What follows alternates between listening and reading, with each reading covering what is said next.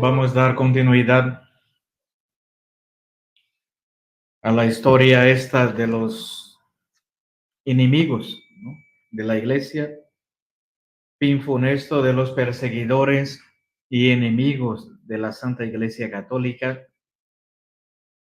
por el doctor Don Manuel Carbonero y Sol y Meraz, 1877. Ya hablamos sobre la muerte de Lutero, de Calvino, Enrique VIII, y ahora vamos a ver de Ana Bolena, hereje también protestante. Después vamos a ver también la historia de Isabel, reina de Inglaterra, otra también, ¿no?, que tuvo un fin terrible. Hombres y mujeres, ¿no?, que estaban en contra de la Iglesia Católica. Entonces Ana Bolena murió en el año de 1535 de nuestro Señor Jesucristo. Y aquí el retrato que hace el ilustre padre Rivadeneira en su historia del cisma de Inglaterra, de esta funesta mujer, causa primera de la pérdida de la fe en el Reino Unido. Era Ana Bolena, hija de la mujer de Tomás Boleno, caballero principal. Digo que era hija de su mujer, porque hija de él no podía ser, porque estando él por embajador del rey de Francia y ausente de su casa por espacio de 2 años, su mujer concibió y parió a Ana Bolena. La causa de esto fue que, como el rey amaba a la mujer de Tomás Boleno, por gozar más a su salvo y con menos sospecha de ella, envió a Francia a su marido con color de quererle honrar con oficio de embajador, y estando él ocupado en su embajada, Ana Bolena, como se ha dicho, fue concebida en su casa y nació.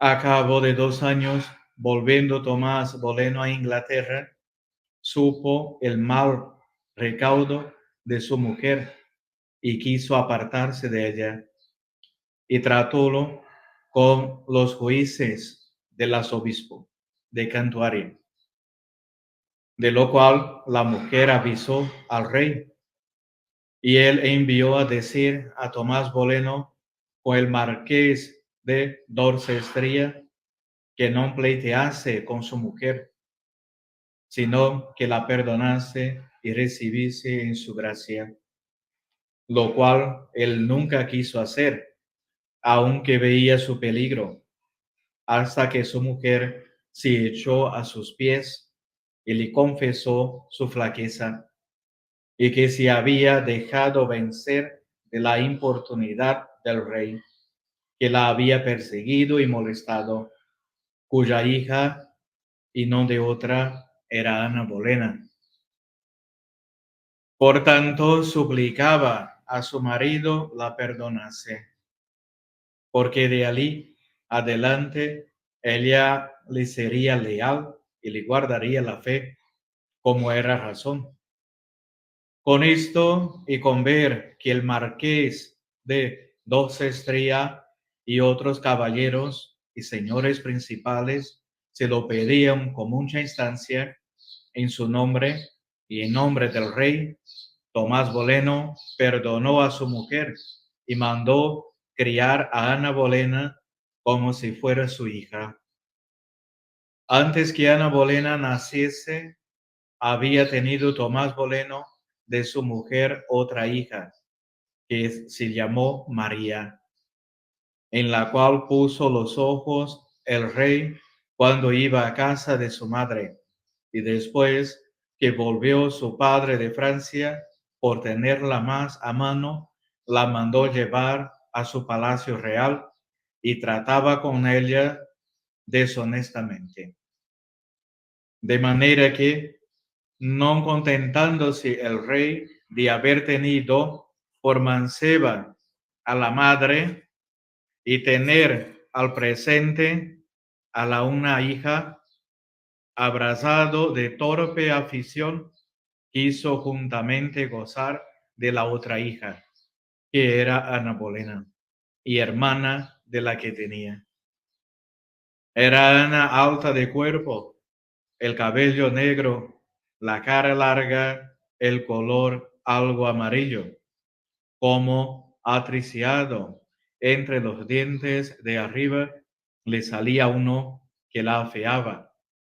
Tenía 6 dedos en la mano derecha y una hinchazón como papera. Y para cubrirla comenzó ella y siguieronla otras a usar un alzacuelo. El resto del cuerpo era muy proporcionado y hermoso. Tenía mucha gracia en los labios y gran donaire y desenvoltura en danzar y tañer, y extremada curiosidad en el vestido, con nuevas invenciones y trajes y galas. Cuanto a sus costumbres, era llena de soberbia, ambición, envidia y deshonestidad. Siendo muchacha de 15 años, se revolvió con 2 criados de su mismo padre putativo, Tomás Boleno. Después fue enviada a Francia y, habiendo entrado en el Palacio Real, vivió con tan grande liviandad que públicamente era llamada de los franceses la jaca o egua inglesa, y después la llamaban mula regia, por haber tenido amistad con el rey de Francia, y para que la fe y creencia de esta mujer fuese semejante a su vida y costumbres, seguía la secta luterana, aunque no dejaba de oír misa como si fuera católica, porque, siéndolo el rey, juzgaba que para sus intentos y ambición le podía aprovechar. Volvió de Francia a Inglaterra con esta fama y opinión que he dicho, y entró en palacio y longe extendió cuán cansado estaba el rey de la reina, su mujer, y cómo Volseo procuraba de apartarle de ella, y poco a poco vino a descubrir las llamas que ardían en el pecho del rey, y la aflicción que le tenía a ella, y la facilidad con que se enfadaba de sus amigas y las dejaba, y demás de los otros ejemplos que de esto tenía. Acordábase que él misma, madre y su hermana habían ya caído de aquella gracia y pavor que habían tenido del rey.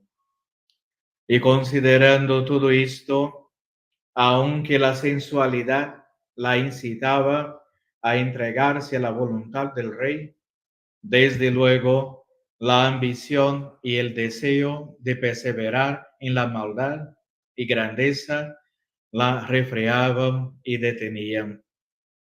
Venciendo pues la ambición a la sensualidad, con gran sagacidad se determinó de no dar oídos a las recuestas y combates amorosos del rey, sino se casaba con ella, porque del amor que le mostraba y del aborrecimiento que tenía a la reina, se prometía que lo podía alcanzar. Y así, cuanto más el rey la combatía, tanto ella más resistía, jurando que ninguno había de gozar de la flor de su virginidad, sino el que fuese su marido. Entreteníase con el rey, jugaba y danzaba con él y usaba de los otros pasatiempos y solaces que usan las damas con sus galanes. Pero no pasaba de aquí, y cuanto ella más fuerte se mostraba, tanto el rey más se enflaquecía, y con la exterior tibieza de ella se encendía el más en su amor, de manera que cada día más se confirmaba y asentaba en su pecho el deseo de dejar a la reina, su mujer, y casarse con una doncella tan honesta y tan santa como Ana Bolena. Habiéndose derramado esto y publicado en Francia, decían los franceses que el rey de Inglaterra quería tomar por mujer a la mula del rey de Francia. Bien veo que cuento algunas cosas que, o por ser menudas o de la calidad que son, las podría dejar, mas mirando en ello me ha parecido las debía escribir, así por escribirlas un hombre tan grave y modesto como lo fue el doctor Sandero, y ser provechosas para el hilo y verdad de la historia, como principalmente porque declara más la ciega pasión del rey, pues no bastaron para apartarle de su mal propósito y loca determinación las fealdades de Ana Bolena, ni su mala vida y fama, ni el ser tenida por hija suya, ni todos los medios que los de su consejo y el mismo Tomás Boleno, padre putativo de Ana, tomaron para divertirle de tan extraño desvarío, fueron parte para ponerlo en razón. Casóse al fin el rey con Ana, pero viendo la sensación que semejante atentado había producido en el reino, y a fin de dar cierto carácter de legitimidad a su escandalosa unión, hizo que su matrimonio con Ana fuese aprobado por las cortes. Pero las cortes no se contentaron con esto, sino que cediendo al deseo del monarca, decretaron cuanto éste deseaba con el fin de abolir en sus estados la religión católica. Así fue como Ana Bolena adquirió el rango y consideraciones de reina, mientras que la reina legítima moría santamente alejada del trono y de su legítimo esposo. Quedó Ana Bolena, prosigue el padre Rivadeneira, en la obra antes citada, tan contenta y tan ufana con la muerte de la reina, que nunca había de placer, porque se veía ya libre de competencia y asentada con seguridad en su trono, y que todos la llamaban a boca llena reina, y ella se podía tener por tal. Pero, per justo juicio y castigo de Dios, a deshonra, cuando decía paz y paz, se levantó la guerra contra ella para que cayese de su estado y pagase con su pena las culpas graves de su soberbia y deshonestidad. 4 meses después que murió la reina Catalina, el rey se comenzó a cansar de Ana y a aficionarse a una doncella de las que la servían, llamada Juana Seyman, y poco a poco pararon los amores en lo que aquí se dirá. Había movido Ana después que parió a Isabel, y pareciéndole que pues no había tenido hasta entonces hijo varón del rey, tampoco le podría tener en adelante, y que pues era mujer del rey, era justo que también fuese madre del rey, para asegurar el reino y para que el hijo que naciese de ambas partes fuese de la casa bolena, y en ella se perpetuase la corona. Por más secreto convidó con su cuerpo a Jorge Boleno, su hermano, y tuvo abominable alimento con él, pero no le sucedió lo que deseaba, porque no le nacieron hijos, y con el deseo de ellos, y con las malas mañas que había aprendido en su mocedad, fácilmente se inclinó y se determinó con otros. De manera que no solamente se aficionó a algunos hombres nobles y tuvo acceso con ellos, mas también con un músico o maestro de danza que se llamaba Marcos, hijo, como algunos dicen, de un carpintero. Y como eran muchos los amigos de Ana, y ella era libre y muy osada, no se pudo encubrir su maldad al rey. Pero él, con extraña disimulación, calló hasta que un día, estando en Grimvinga, en ciertas fiestas y en grandes regocijos, vio que Ana echó desde la ventana donde estaba un lienzo suyo a uno de sus galanes que andaba en la plaza para que se limpiase el sudor del rostro.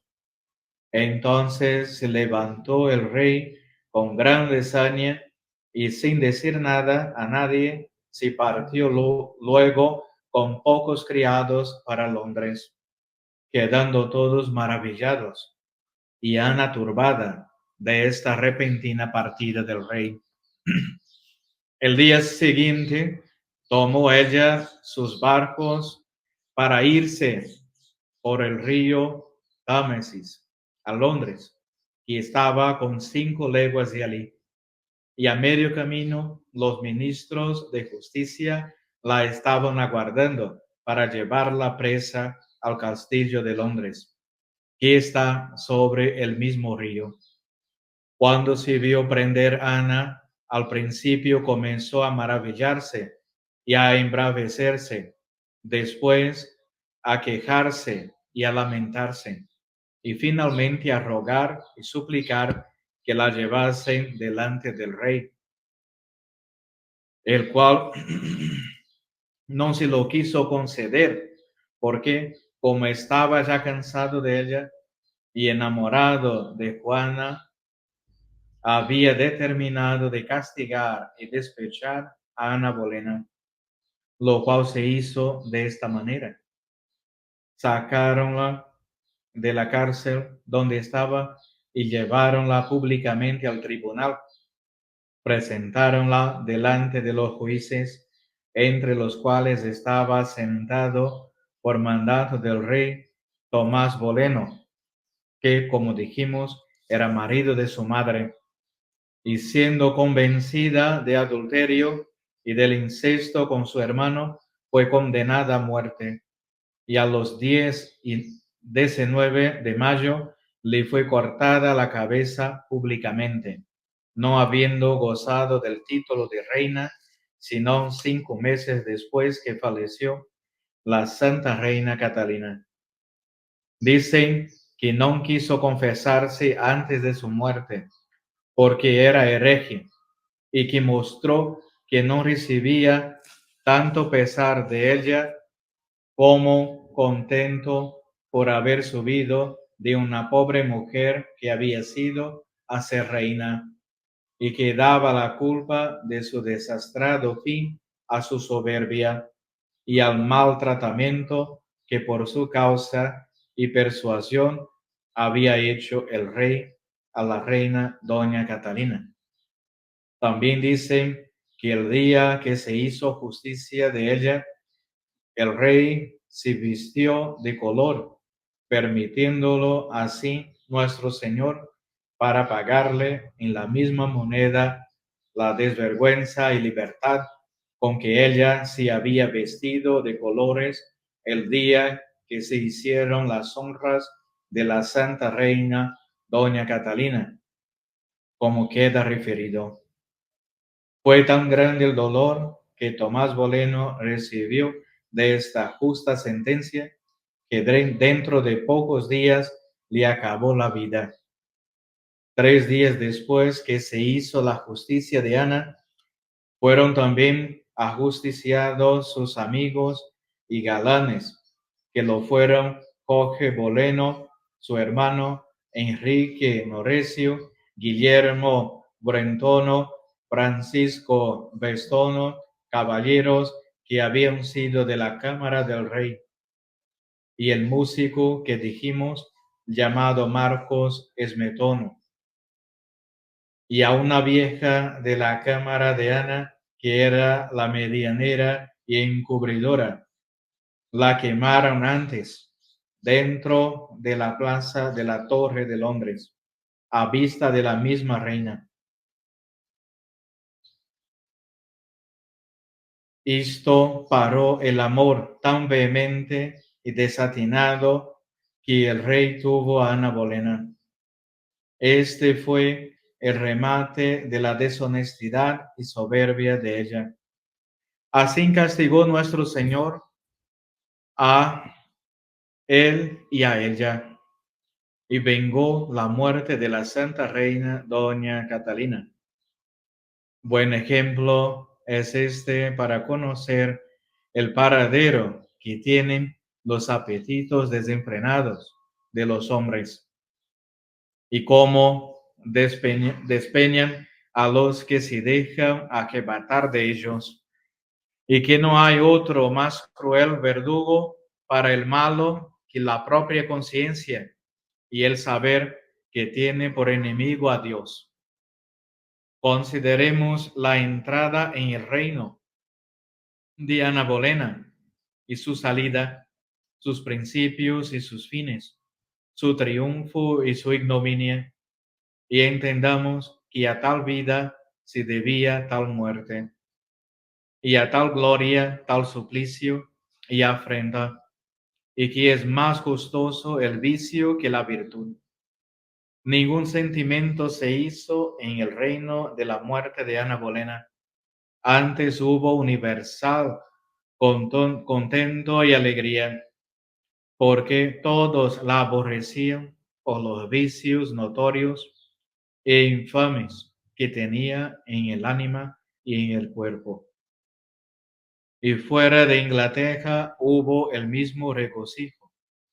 Triste mujer que nació y se crió y se casó y murió con tal oprobio e infamia. Malaventurada, porque destruyó a su padre y a su hermano y a muchos otros consigo, y más por la arrogancia y presunción que tuvo en querer competir con una reina, en sangre y virtud clarísima, de la cual en todas las cosas ella era tan desemejante. Pero sobre todas las cosas, infelicísima y abominable por haber sido el origen y fuente manancial de ella misma y destrucción de su patria, y por habernos dejado una hija que así la imita e ince y colme la medida de su madre. Ahora también vemos, ¿no?, con tristeza cómo es la vida de los herejes. A principio empiezan bien como Enrique VIII, como defensor de la iglesia. Después, por una pasión desordenada, ¿no?, se separa de su esposa legítima, de la reina, y ahí empieza a vivir, ¿no?, de manera ilegítima con esta otra señora, ¿no? De manera irregular. Entonces después la cambia por otra y así van las cosas. La manda a asesinar y así viven los malos, ¿no? Y vamos a ver enseguida también la historia de Isabel, su hija, ¿no? Vamos a ver también los frutos, ¿no?, que dejan los herejes, los malos, una herencia, ¿no?, maldita. Ave María Purísima, sin pecado concebida. En el nombre del Padre, del Hijo y del Espíritu Santo. Amén.